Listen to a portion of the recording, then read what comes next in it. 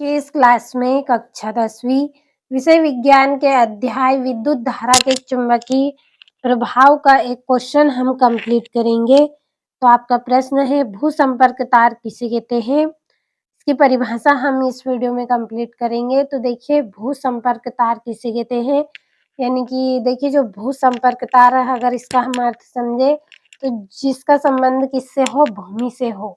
ऐसा तार जिसका संबंध किससे हो, भूमि से हो, उसे ही हम क्या बोलेंगे, भूसंपर्क तार कहेंगे। जो अधिकतर कहाँ पे होगा, भूमि के निकट होगा, भूमि के पास जो रहता है, जिसका संबंध किससे हो, भूमि से हो, ऐसे तार को क्या बोलेंगे, भूसंपर्क तार बोलेंगे। तो इस तरह से मैंने आपको यहाँ पे सिर्फ थोड़ा सा समझाया है कि भूसंपर्क तार यानी कि जिसका संबंध भूमि से हो, ऐसा तार भूसंपर्क तार कहलाता है। तो चलिए परिभाषा को हम समझ लेते हैं।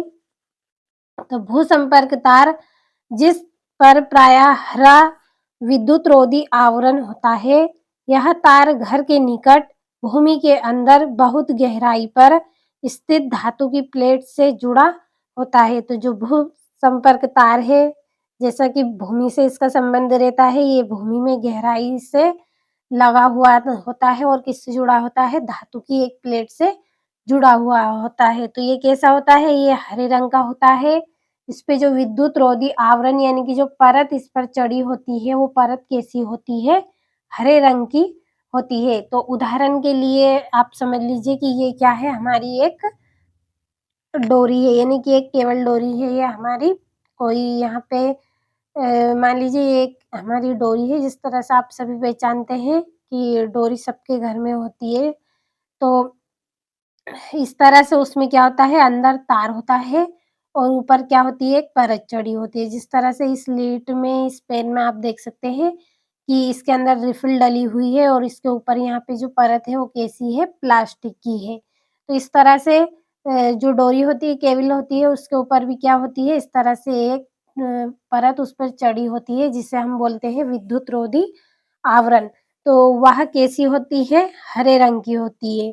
तो भूसंपर्क तार जिस पर प्रायः हरा विद्युत रोधी आवरण होता है और यह तार घर के निकट भूमि के अंदर बहुत गहराई पर स्थित धातु की प्लेट से जुड़ा होता है। यानी कि भूसंपर्क तार है, ये क्या है, ये तो हरे रंग का होता है और क्या है, घर के निकट यानी कि हमारे घर के पास ही किसी कोने में इस तार को क्या करते हैं, भूमि में यानी कि जमीन में गहराई से स्थित कर देते हैं, इसे हम गाड़ देते हैं जमीन में और किससे, धातु की प्लेट से यह जुड़ा होता है। अब इसका कार्य क्या होता है, तो इस तार का उपयोग विशेषकर विद्युत इस्त्री, टोस्टर, मेज का पंखा और रेफ्रिजरेटर आदि धातु के आवरण वाले विद्युत संधारित्रों में सुरक्षा के उपाय के रूप में किया जाता है। यानी कि इस तार का उपयोग कहाँ होता है, जो भूसंपर्क तार होता है, इसका उपयोग कहाँ करते हैं हम,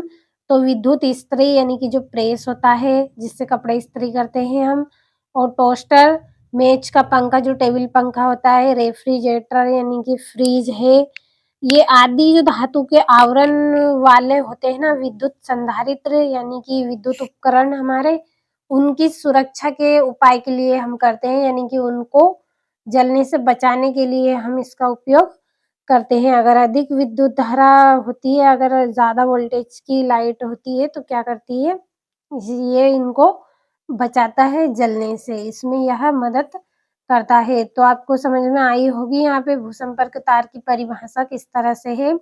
बिल्कुल भी रटना नहीं है, बस थोड़ा सा समझना है कि भूसंपर्क तार जिस पर क्या है, हरे रंग का विद्युत रोधी आवरण है और यह तार कहाँ होता है, घर के निकट होता है और कहाँ पे, भूमि के अंदर बहुत गहराई में लगा हुआ होता है। ऐसा नहीं कि ऊपर लगा देते हैं, बहुत अधिक गहराई में इसको लगाया जाता है और किससे जुड़ा होता है, धातु की प्लेट से यह जुड़ा हुआ होता है।